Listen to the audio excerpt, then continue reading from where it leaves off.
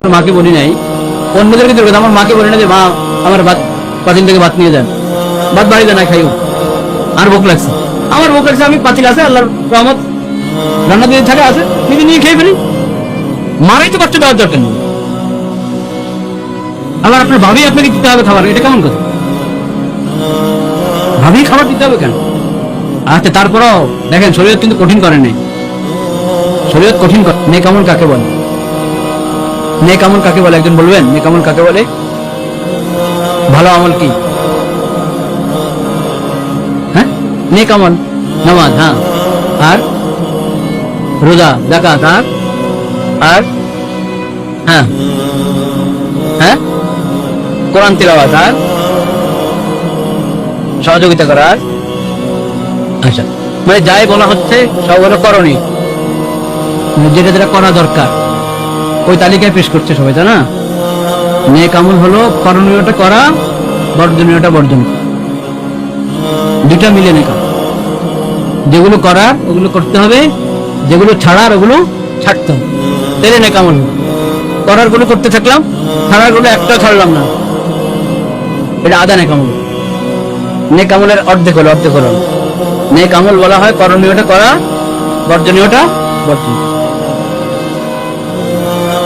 সুদ ছাড়তে হবে, ঘুষ ছাড়তে হবে, ধোঁকা ছাড়তে হবে, প্রতারণা ছাড়তে হবে, ভেজাল ছাড়তে হবে, মিথ্যা ছাড়তে হবে, মাপে কম দেওয়া ছাড়তে হবে, অন্যের হক নষ্ট করা ছাড়তে হবে, অন্যের উপরে জুলুম করা ছাড়তে হবে, আমানতের খেয়ানত করা যাবে। যত বর্জনীয় ওগুলো ছাড়তে হবে, যত করণীয় ওগুলো করতে হবে। এই দুইটা মিলে হলো নেক আমল, আমিলুস সালিহাত, আমিলুস সালিহ। পর্দা করতে হবে, বেপর্দা হওয়া যাবে না, পর্দা করতে হবে, বেপর্দা হওয়া যাবে না। পর্দা শুধু মহিলাদের কাজ, তাই না? হ্যাঁ, শুধু মহিলাদের?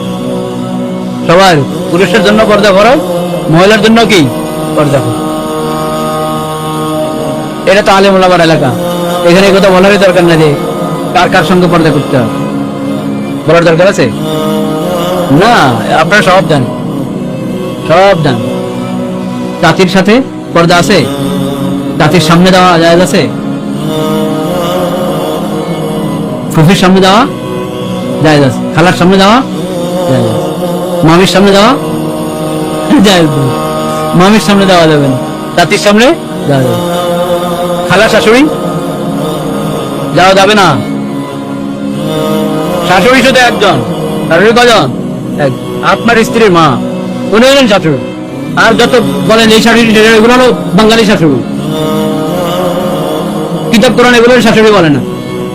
একটা দূর সম্পর্কে আত্মীয়তা আছে, সেটা হক আদায় করেন, আপনি খোঁজ খবর নেন, সহযোগিতা করেন, দোয়া করেন, কিন্তু শাশুড়ি বলে যে মনে করবেন যে আমার বিশেষ আত্মীয় হয়ে গেছে, এখন সামনে যেতে পারবো, ওই জানো না? ঠিক, খালা শাশুড়ি, মামি শাশুড়ি, চাচি শাশুড়ি, ফুফি শাশুড়ি, আরো কত শাশুড়ি দুনিয়াতে আছে, কোন শাশুড়ি শাশুড়ি না।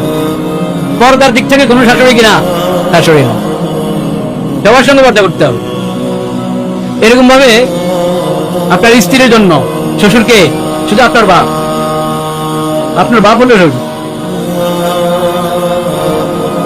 আপনার চাচা ওনার চাচা শ্বশুর, আপনার খালু ওনার খালু শ্বশুর।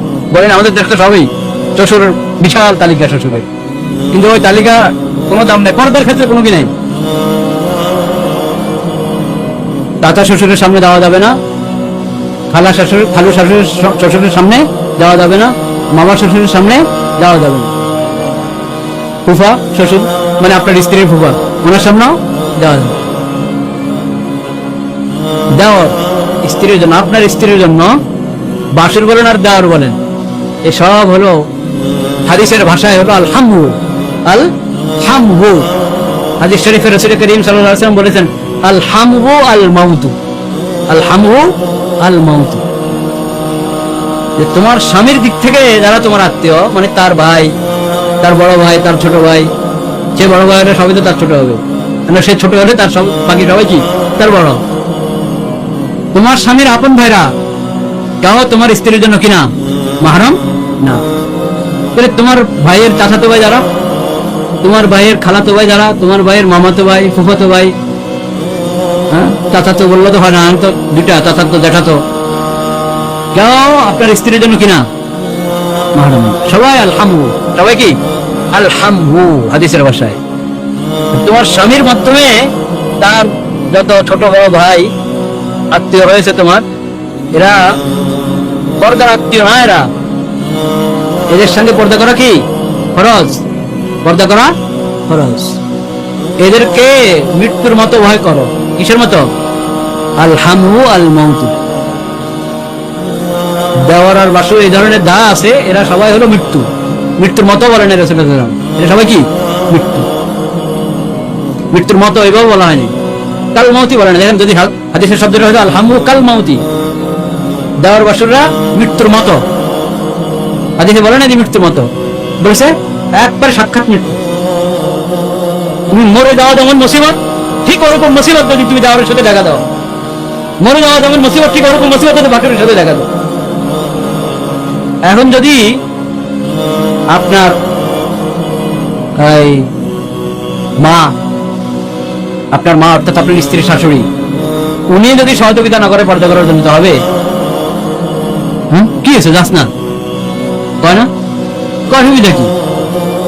তোর কি নাম ডাকে? তোর ভাইয়া না, সবাই তো ভাইয়া দান করতে হয়, বড় ভাইয়া দান, ছোট ভাইয়া দান, সবাই ভাইয়া দান বলেন, ভাইয়া দান তো পুরো দুনিয়ায় মেয়া, যার ইমান আছে সে তো ভাই, যার ইমান আছে সেই তো আমার ভাই, নাকি? আল মুমিনুনা ইখওয়া, নাকি? সব মুমিন তো ভাই, তো সবার সাথে আপনি দেখা দিবেন না। এখন স্বামীর বড় ভাইরাও ভাইদান, ছোট ভাইরাও ভাইদান, ছোট ভাইদান, বড় ভাইদান, মেজো ভাইদান, সবাই ভাইদান। এই ভাইদান আপনি বলেন, ঠিক বলতে পারেন, কিন্তু পর্দার বিধান না কোন জায়গায়। এদের সবার সঙ্গে পর্দা করা জরুরি, কারো সামনে দেওয়া কি নাই। এগুলো কি আসলে কঠিন? বিধান কি কঠিন? কঠিন না, বিলকুল কঠিন না, একবারে সহজ। খালি নিয়তের দরকার, হিম্মতের দরকার, সৎসাহসের দরকার, আর কিছু না। পাকা নিয়ত করেন, আপনি সহযোগিতা করেন আপনার ছেলের বোধের, আপনার ছেলের বোধের সহযোগিতা করেন, তারা যাতে পর্দায় থাকতে পারে। একবারই সহজ। বলবেন যে শাশুড়ি অনেক সময় অসুস্থ থাকে, তো এখন দেওয়ারদেরকে কে খাবার আগায় দিবে? দেওয়ারদেরকে আগায় দিতে হবে কেন খাবার? আমি আমার কথা বলি আপনাদেরকে, আমি কোনো সময় আমার মাকে বলি নাই, অন্যদেরকে তো আমার মাকে বলি না যে মা আমার ভাত পাতিল থেকে ভাত নিয়ে যান, ভাত বাড়িতে না খাইও, আর ভোক লাগছে, আমার ভোক লাগছে, আমি পাতিল আছে আল্লাহর রহমত, রান্না দিয়ে থাকে আছে, নিজে নিয়ে খেয়ে ফেলি, মারাই তো কষ্ট দেওয়ার দরকার নেই। আবার আপনার ভাবি আপনাকে দিতে হবে খাবার, এটা কেমন কথা? ভাবি খাবার দিতে হবে কেন? আচ্ছা, তারপরও দেখেন শরীয়ত কিন্তু কঠিন করে নাই, শরীয়ত কঠিন করে না। আমি না বললাম যে দেওয়ার দরকার, কথা ঠিক, যৌক্তিক কথা, কিন্তু এরপরও সবার কি আর একরকম হয়নি। অনেকে চায় যে না নিজে নিয়ে খেতে পারবে না, ওর দেওয়া হোক। এখন ওর মা আপনার অসুস্থ, দিতে পারছে না, তো ঘরে ভাবি আছে, ভাবি দিবে, তো ঠিক আছে ভাবি দেখ, ভাবি খাবার প্রস্তুত করে, দস্তরখান প্রস্তুত করে রান্না করে চলে যাক, আরেক কামড়ে ওর কামড়ে ঢুকে যাক, প্রস্তুত করে দস্তরখান দিয়ে গেছে, সে সরে গেল, বাস তুমি দাও সালাম দিয়ে আওয়াজ করে সামনে দাও, দস্তরখান প্রস্তুত, তুমি খাও। আচ্ছা, আরেকটা আছে আফিনার কামরা, সামনের কামরা বসে খাবা, তো মাদের দরজাতে পর্দা লাগানো আছে, তো ঠেলে ঠেলে বাসনগুলো দাও ওদিকে, পর্দার আড়াল থেকে বাসন পেলা দিয়ে দাও ওদিকে, সে ওদিকে বসে খাবে। মানে ইচ্ছা করলে সবাই সহজ, শুধু নিয়তের দরকার। এই যে পর্দার বিধানকে কেন যে এত হালকা মনে করি আমরা অনেকে, নিশ্চয়ই এলাকা হবে না এরকম, কারণ এটা তো দেখি সব দিকে কত মাদ্রাসা, মাশাআল্লাহ, আলেমুল আমাদের দেশ, নিশ্চয়ই এখানের মাস্তুরাত পর্দা লঙ্ঘন করেন না, পর্দা করে চলেন, এবং সবাই পুরুষরা সহযোগিতা করে থাকেন, এরকমই হবে ইনশাআল্লাহ। আল্লাহ তাআলা সবাইকে তৌফিক দান করুন।